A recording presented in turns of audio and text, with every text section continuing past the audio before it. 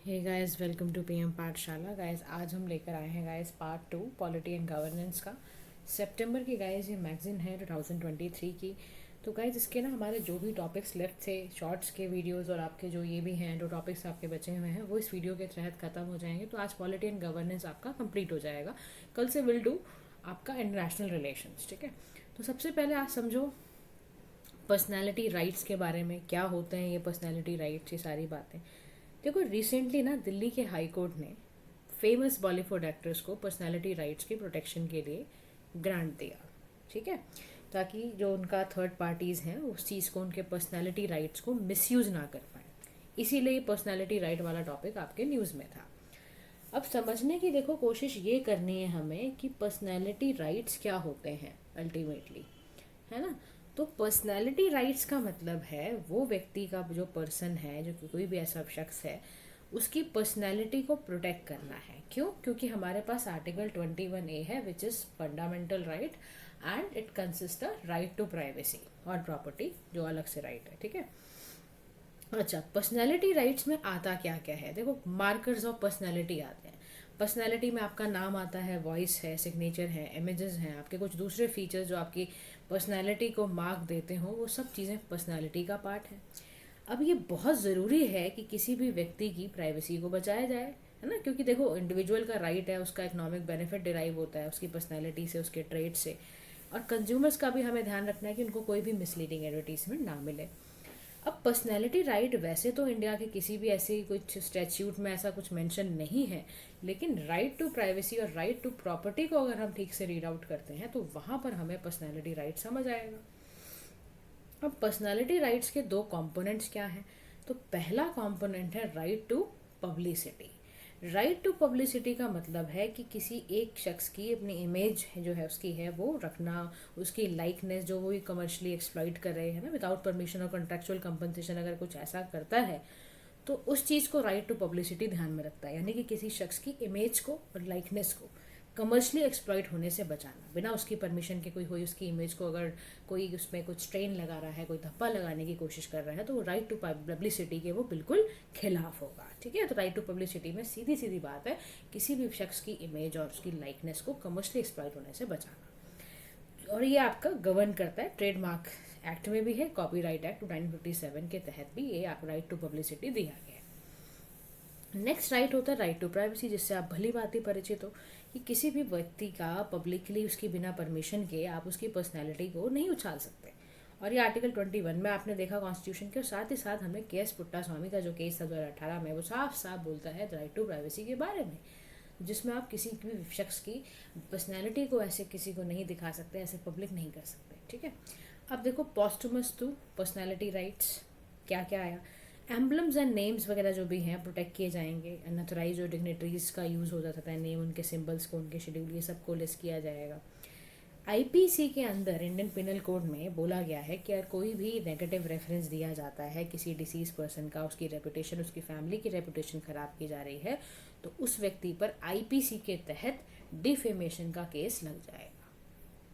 ठीक है, और दूसरी बात क्या है कि मान लो ऐसे पर्सनैलिटी राइट समझ रहे हो आप, पोस्टमस मतलब मरने के बाद क्या होता है, किसी एम्बलम वगैरह का इस्तेमाल किया जा रहा है, या किसी डिसीज पर्सन की फैमिली के बारे में कुछ ऐसा कहा जा रहा है ना, जो कि उसकी पर्सनैलिटी को, उसकी रेपुटेशन को ख़राब करे, तो ये है।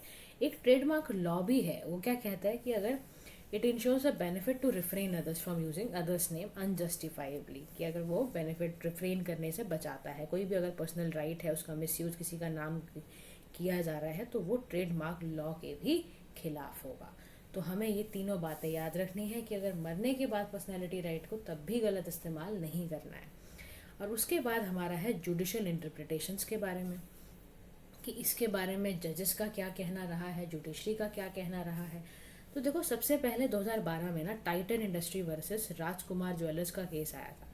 इसमें दिल्ली हाई कोर्ट ने साफ तौर पर बताया था कि पर्सनैलिटी राइट में right to not introduced upon the private space, कि आपको ये कभी भी राइट नहीं दिया जाएगा कि आप किसी के पर्सनल स्पेस में घुसिए, या उसकी सेंसिटिव फैक्ट्स को डिस्क्लोज करिए, या उसकी इमेज को पब्लिकली खराब करने की कोशिश करिए। ये ऑलरेडी 2012 टाइटन इंडस्ट्री वर्सेस राजकुमार ज्वेलर केस में दिखाया गया था। अच्छा, सेकंड केस ऐसा 2019 में आया Deepa Jayakumar versus AL Vijay case में। इसमें मद्रास हाई कोर्ट ने बोला कि personality right cease to exist कब, जब किसी पर्सनैलिटी की डेथ हो जाए या उसने लीगल हायर इनहेरिट ना किया हो, तो ऐसा इसने बोला। उसके बाद Sakshi Malik versus Venkateshwar creation private limited का केस था 2021 का। उसमें बोला गया, बॉम्बे हाई कोर्ट ने बोला कि आप किसी दूसरे की पब्लिक इमेज, अनदर दूसरे बंदे की इमेज को आप, मोस्ट स्पेशली उसकी जो प्राइवेट इमेज है, विदाउट कंसेंट अगर आपने उसकी इमेज को बाहर करने की कोशिश करी तो वो बिल्कुल इलीगल माना जाएगा। वो साक्षी मलिक के केस में था। 2011 में एक Arun Jaitley versus network solution private limited का केस था। उसमें बोला दिल्ली हाई कोर्ट ने कि जो पॉपुलैरिटी है या किसी भी इंडिविजुअल का जो फेम है will be no different on the internet than in reality. वो अलग नहीं होना चाहिए, रियलिटी में कुछ और है, इंटरनेट पे कुछ और दिखाया जा रहा है। तो ये सारी की सारी चीज़ें गाइस इसके अंदर आती हैं। अच्छा, अब इसमें देखो, समझने की कोशिश करो क्या क्या चैलेंजेस हैं जब भी पर्सनैलिटी राइट्स को इन्फोर्स करने की कोशिश की जाती है। तो देखो, आसान तो नहीं है, बहुत सारी चीज़ें मैंने आपको बताई। चैलेंजेस क्या होते हैं ये भी समझना है, इस वाले इस तरफ भी ध्यान देना है हमें। सबसे पहला चैलेंज जो आता है वो आता है कॉन्फ्लिक्ट विद द कॉन्स्टिट्यूशन, कि कॉन्फ्लिक्ट है राइट टू पब्लिसिटी में, मीडिया के राइट टू पब्लिश में, या इन्फॉर्म करना लोगों को अबाउट पब्लिक इंटरेस्ट के मैटर में, या सिटीजन्स के राइट टू नो में अंडर आर्टिकल 19। तो ये सारे के सारे कॉन्फ्लिक्ट कॉन्स्टिट्यूशन के साथ भी आते हैं। उसके बाद दूसरी चीज़ है एब्सेंस ऑफ लेजिस्लेटिव फ्रेमवर्क, यानी कि there is no existing comprehensive legislative framework. अभी तक हमारी कंट्री में कोई ऐसा नहीं आया पर्सनैलिटी राइट्स पर, किस तरह से उसको पब्लिसिटी देनी है, क्या करना है, उसके बारे में हमारे पास अभी कोई लेजिस्लेटिव फ्रेमवर्क नहीं है। तीसरी समस्या है डार्क पैटर्न्स पे, यानी कि जो इंटरनेट टेक्निक्स हैं वो बड़ी धोखेबाजी करती हैं। जनरेटिव AI की वजह से बहुत मुश्किल हो गया है इंडिविजुअल की राइट टू प्राइवेसी और पब्लिसिटी को बचाने के लिए। कल भी हमने देखो AI डिस्कस किया इलेक्शंस में, कैसे उसका ना, ये सब हमने कल बात की थी। तो इसी तरह से मैं आपको बता रही हूँ कि पर्सनालिटी राइट्स में भी AI का एक बहुत बड़ा, देखो AI का रोल ना, AI जब भी आप लिखो तो हर डायमेंशन से आपको AI पे लिखना पड़ेगा। आज ही बल्कि एक कोशिश करो AI पे कैसे लिखो, और उसमें हर तरह से उसके सारे डायमेंशंस का इस्तेमाल करते हुए आपको AI लिखना है, ठीक है। उसके इकोनॉमिक इम्प्लीकेशंस, उसके पॉलिटिकल इम्प्लीकेशन, उसके सोसाइटल इम्प्लीकेशंस, उसके एनवायरमेंटल इम्प्लीकेशन, सब के बारे में लिखो आज AI पे। अच्छा, तो डार्क पैटर्न समझ आ गए। तो कंक्लूडिंग लाइन पे गाइज यही समझाया जा रहा है कि पर्सनैलिटी राइट्स किसी भी शख्स का, सोचो आप किसी की भी इज्जत, उसका करेक्टर होता है, तो उसको पब्लिकली ऐसे कर देना, फिर उसका राइट टू प्राइवेसी भी है, उन सब चीज़ों को हैरासमेंट और डिफेमेशन से बचाने की बहुत ज़्यादा ज़रूरत है। There are no legal construct, कोई लीगल कंस्ट्रक्ट अगर नहीं होगा तो आप कैसे फंडामेंटली वो बंदा जो है ह्यूमन डिग्निटी और इंडिविजुअल ऑटोनॉमी के साथ वो कैसे जी पाएगा। तो ऐसे ही शब्दों का आपको भी प्रयोग करना है कि देखो, पर्सनैलिटी राइट इन्फ्रिंज होने से क्या होता है, इंसान ह्यूमन डिग्निटी और ऑटोनॉमी के साथ नहीं जी पाता। ऐसे ही वर्ड्स का आप आंसर राइटिंग करते वक्त अपना लिखोगे, ठीक है। Next topic is secretariat of the parliament, इसके बारे में हम डिस्कशन करने जा रहे हैं। यहाँ तक आपको होपफुली समझ आ गया होगा। देखो, पार्लियामेंट ने 75 ईयर्स कंप्लीट किए, जानते ही हो आप। पार्लियामेंट सेक्रेटरी ने, जो सेक्रेटेरिएट थे, उन्होंने एक स्टूडेंट माना, जो प्रोसीजर है, प्रेसिडेंट है, लेजिस्लेटिव नॉलेज है दो हाउसेस की, वो सब पार्लियामेंट सेक्रेटेरिएट के पास ही सारी चीज़ें होती हैं। फंक्शंस क्या होते हैं सेक्रेटेरिएट के, ये भी जान लो। देखो, सेक्रेटेरियल जो फंक्शन है बहुत सारे हैं। डे टू डे जो आपके प्रोसीडिंग्स हैं उसको रिकॉर्ड करना, प्रिपेयर करना, पब्लिश करना, रिसर्च करना, जनरल एड देना, प्रिसाइडिंग ऑफिसर को एडवाइस करना, पार्लियामेंट्री कमेटीज़ को सर्विस कराना, पेमेंट देना, सैलरीज देना, अलाउंसेस देना, सेक्रेटेरियल असिस्टेंस में like functioning of the house of parliament, इस बारे में काम करना, ये सारे काम ये करता है। अब कॉन्स्टिट्यूशनल प्रोविजन सेक्रेटेरिएट के लिए क्या है, तो ये भी सोचो। देखो, आर्टिकल 98 में ना, दोनों हाउस, ईच हाउस में, लोकसभा राज्यसभा दोनों हाउसेस के लिए पार्लियामेंट ने एक सेपरेट सेक्रेटेरियल स्टाफ बना रखा है। तो पार्लियामेंट में बाय लॉ क्या करती है, उसको रिक्रूट करती है, सारी उनको कंडीशन समझा दी जाती है कि देखो, अपॉइंटमेंट में ये चीज़ किया जाएगा और आप इस हाउस के सेक्रेटेरियल स्टाफ होंगे, और आपको अलाउ किया जाता है कॉमन पोस्ट जो भी क्रिएट हुई है दोनों हाउसेस के अकॉर्डिंगली। अच्छा, आर्टिकल 187 में सिमिलर प्रोविजंस हैं, जैसे आर्टिकल 98 मैंने आपको बताया ना, जैसे उसके लिए आपका हर हाउस में सेपरेट सेक्रेटेरियल स्टाफ होता है, ऐसा आर्टिकल 187 में सिमिलर प्रोविजन स्टेट लेजिस्लेचर के सेक्रेटेरिएट के लिए भी दे रखा है। यानी इसमें काउंसिल ऑफ राज्यसभा होगी, लोकसभा होगी, जैसे 1952 में आते वैसे ही होगा। लेकिन सेक्रेटेरियल हाउस ऑफ पीपल जो है वो continued to be called parliamentary, हम पार्लियामेंट सेक्रेटेरिएट को कहते हैं। और नए सेक्रेटेरिएट को नाम क्या दिया गया है, काउंसिल ऑफ स्टेट सेक्रेटेरिएट, और ये सेटअप किया जाता है राज्यसभा के लिए। दो सेक्रेटेरिएट्स हैं, 1954 में चेंज हुआ। राज्यसभा का एक सेक्रेटेरिएट होता है, एक आपका लोकसभा का सेक्रेटेरिएट होता है। अब सेक्रेटेरिएट का स्ट्रक्चर समझ लो। देखो, जो लोकसभा का सेक्रेटेरिएट होगा उसमें स्पीकर लोकसभा का होगा, अल्टीमेट जो गाइडेंस देगा, कंट्रोल करेगा सेक्रेटेरिएट्स को। एक एडमिनिस्ट्रेटिव हेड होता है जिसको हम सेक्रेटरी जनरल बोलते हैं। रिक्रूटमेंट और कंडीशंस बताने के लिए एक लॉ है, उसके लिए रूल 955 दे रखा है लोकसभा का, उसमें रिक्रूटमेंट कंडीशंस वगैरह लिखी हुई हैं। फिर यहाँ पर क्या होता है, ये प्रोमulgate कौन करता है, पार्लियामेंट नहीं करती है, प्रेसिडेंट करती है, वो भी इन कंसल्टेशन विद स्पीकर के साथ करता है।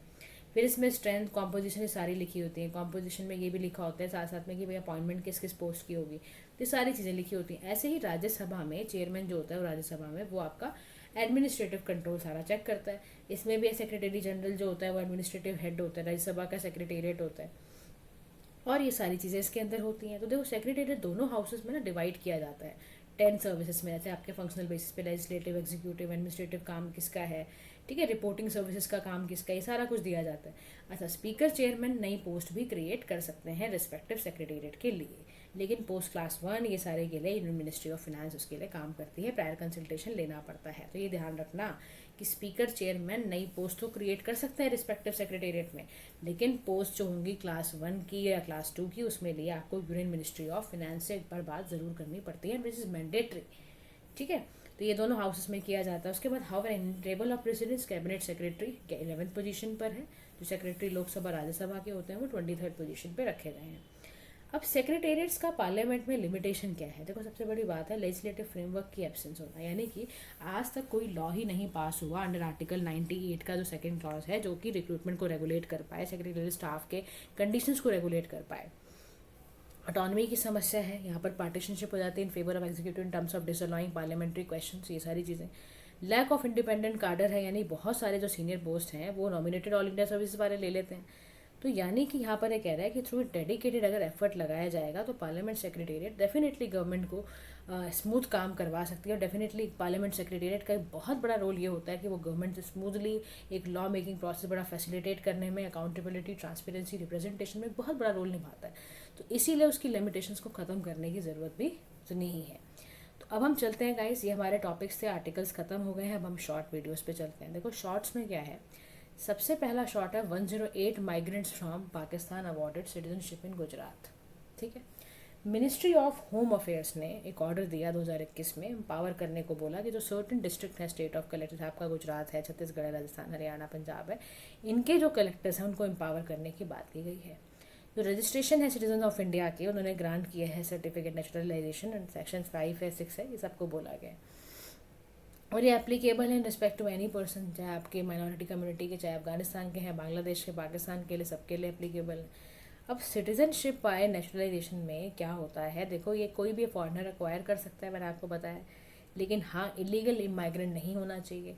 तो जो भी फॉरेनर अगर आता है और वो नेचुरलाइजेशन से सिटीजनशिप लेना चाहे तो वो ले सकता है। अब इसके लिए लेकिन कुछ कंडीशन है, ऐसे नहीं आप आए और फटाफट ले लिया आपने, ऐसा नहीं होता। उसके लिए आपका 12 साल का ऑर्डिनरी रेसिडेंट सिटीजन होने चाहिए। आप 12 साल आप बिताओ पहले भारत में, फिर throughout the period of 12 months immediately preceding the date of application.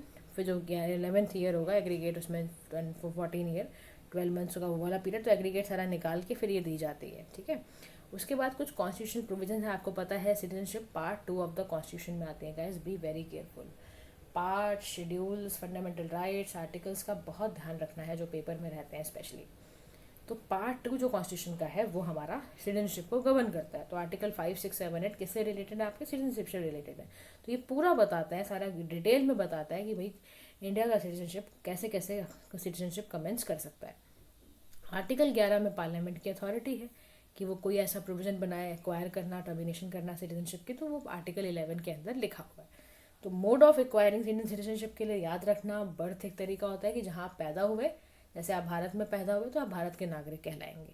एक डिसेंट के थ्रू आप कर सकते हैं, ठीक है। एक आपका रजिस्ट्रेशन है, नेशनलाइजेशन है, इनकॉर्पोरेशन ऑफ टेरिटरी है। नेशनलाइजेशन मैंने आपको बताया फॉरेनर्स के थ्रू, एक रजिस्ट्रेशन प्रोसेस के थ्रू भी हो सकता है। एक आप टेरिटरी में इनकॉर्पोरेट हुए हो तो भी उस तरह से, तो डिसेंट के थ्रू भी। तो ये सारे तरीके होते हैं गाइस सिटीजनशिप लेने के आपके, ठीक है। अब हमारा नेक्स्ट टॉपिक गाइस आता है आपका डिस्क्वालिफिकेशन ऑफ लॉ मेकर्स के बारे में। तो कर्नाटका हाई कोर्ट ने रिसेंटली डिक्लेयर करा election of member of Lok Sabha from Hassan constituency को वॉइड माना गया है। क्यों माना गया? देखो डिस्क्वालिफिकेशन अगर किसी करप्ट प्रैक्टिसेस की वजह से हुआ हो, तो रॉन्ग डिस्क्लोजर है प्रॉपर्टी का, आपने टैक्सेस को चुराया है, एवेड किया है, तो भी होता है। तो इसी के लिए रिप्रेजेंटेशन ऑफ पीपल एक्ट काम करता है, 1951 में आया था। ये हाई कोर्ट को पूरी पावर देता है कि वो इलेक्शन को वॉइड कर दें सर्टन ग्राउंड्स में, कि अगर कोई मेंबर ऑफिस वकेट कर दे तो वॉइड हो जाता है इलेक्शन, ठीक है। या जो एग्री पर्सन है वो सुप्रीम कोर्ट में अपील कर दे against the order of high court, तो उसमें क्या होता है, इलेक्शन को वॉइड कर दिया जाता है। अब डिस्क्वालिफिकेशन मेंबर्स की कैसे हो सकती है, तो 3 सिचुएशंस बिल्कुल आपको दिमाग में रखनी है। कि पहली सिचुएशन जो होती है रिप्रेजेंटेशन ऑफ पीपल एक्ट 1951, इसमें बोला है कि अंडर सेक्शन 8 का जो 4 है, लॉ मेकर डिस्क्वालीफाई करते हैं for the period of imprisonment and further 6 years. अगर कोई भी कन्विक्टेड या सेंटेंस पाया गया इम्प्रिजनमेंट में फॉर 2 साल या उससे ज़्यादा के लिए, तो ये होगा। 10th शेड्यूल जो कॉन्स्टिट्यूशन का है वो क्या कह रहा है कि वो डिस्क्वालिफिकेशन करता है अगर कोई भी डिफेक्शन का केस पाया जाता है, तब ऐसा, ठीक है। या मान लो आर्टिकल 102 का जो फर्स्ट क्लॉज है या 191 का फर्स्ट क्लॉज है, उसमें क्या कह रहा है कि डिस्क्वालिफिकेशन मेंबर ऑफ पार्लियामेंट की या एमपी की या एमएलए की जा सकती है इन आर्टिकल्स के तहत। तो ग्राउंड है ऐसे जहाँ पर भी अगर ऐसा लग जा रहा है कि भाई कोई एमपी या कोई मेंबर ऑफ पार्लियामेंट कोई दूसरा ऑफिस ऑफ प्रॉफिट में काम कर रहा है, या अनसाउंड माइंड हो गया है, या इंसॉल्वेंट हो गया है, या उसकी सिटीजनशिप वैलिड नहीं है, तो इन सभी सिनेरियो में क्या किया जाएगा, जो भी आपके डिस्क्वालीफाइड हो जाते हैं एमपीज एमएलए, ठीक है। उसके बाद नेक्स्ट टॉपिक है आपका पैनल ऑफ वाइस चेयरपर्सन। देखो राज्यसभा मेंबर जो है आपके चेयरमैन है, उन्होंने इस बारी सभी वुमेन पैनल ऑफ वीसीज को तैयार किया राज्यसभा में। तो under the rule of Rajya Sabha जो चेयरमैन होता है वो नॉमिनेट होता है from among the members of panel of VCs, है ना। तो जो भी any one of them can preside over the office, कोई भी हो सकता है ना, इन द एब्सेंस ऑफ अगर चेयरमैन नहीं है, डिप्टी चेयरमैन नहीं है, तो उस केस में वाइस चेयरपर्सन आके आते हैं। However they can not preside over the house when the sitting seat of, अगर वेकेंट है तो नहीं बैठ सकते, इस बात का बड़ा ख्याल रखना। एब्सेंट है बात अलग है, फिर वीसीज बैठ सकते हैं। अगर सीट ही वेकेंट है तो नहीं बैठ सकते। In this case president appoint करता है member of house to perform a cert chairman's duties, ठीक है। प्रेसिडेंट की फिर जिम्मेदारी होती है and he she has the same power जैसे चेयरमैन की होती है वैसे ही होती है। When presiding and holds office under a new panel, तब तक ही वो चेयरपर्सन, तब तक ही आपका वीसी जो है वो तभी तक नॉमिनेट है जब तक कि नया चेयरपर्सन नहीं आ जाता, ठीक है। यहाँ तक ध्यान रखना। नेक्स्ट इज प्रिजन रिफॉर्म्स के बारे में। देखो parliamentary committee of home affairs ने ना रिसेंटली एक रिपोर्ट सबमिट करी जिसका नाम है prison conditions infrastructure and reforms. अब इसकी हाइलाइट्स के बारे में ध्यान से समझना। देखो सबसे बड़ी दिक्कत जो हमारे प्रिजन्स में आ रही है, जेलों में आ रही है, वो ये है कि यहाँ पर बहुत ज़्यादा ओवर क्राउडिंग है। आपको याद होगा मैंने लास्ट टाइम भी जब आपसे ये टॉपिक डिस्कस किया था तो हमने बात की थी कि प्रिजन्स की समस्याएं क्या है। तो सबसे बड़ी समस्या क्या है, ओवर क्राउडिंग। जो नेशनल एवरेज ऑक्यूपेंसी रेट है प्रिजन्स का अक्रॉस इंडिया वो 130.2% है, with 77.1% of all prisons in the country being under trials। तो आप सोचो ऑक्यूपेंसी लेवल कितना ज़्यादा है और उसके बाद अंडर ट्रायल्स कितने ज़्यादा हैं। अंडर स्टाफ बहुत ज़्यादा है, प्रिजन्स में अंडर स्टाफ बहुत है, अप्रॉक्सीमेटली 30% लोग वहाँ पे होने चाहिए लेकिन है ही नहीं, तो अंडर स्टाफ बहुत ज़्यादा है, ठीक है। उसके बाद वुमेन प्रिजनर्स की दिक्कत है, जो वुमेन मेट्स हैं या वुमेन उसमें बहुत कम है, चिल्ड्रन है बहुत है। तो fewer number of women prisons होने की वजह से लो रिप्रेजेंटेशन वुमेन का है प्रिजन स्टाफ में।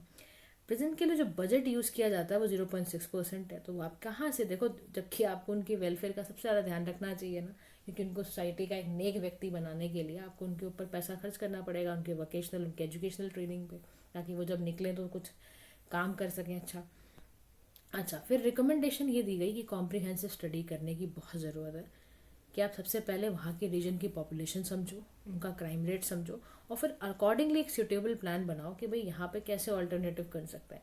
उसके बाद इम्प्लीमेंट करना, support to poor prisoners programme बनाने की बहुत ज़्यादा ज़रूरत है। दूसरा, टेक्नोलॉजीज़ का इस्तेमाल हम करें, ट्रैकेबल ब्रेसलेट्स की तरह, like to keep prisoners of track of prisoners on bail. उसके बाद कॉलोनियल एरा प्रिजन्स को रिनोवेट करने की ज़रूरत है, इनकरेज करने की ज़रूरत है टूरिज्म को।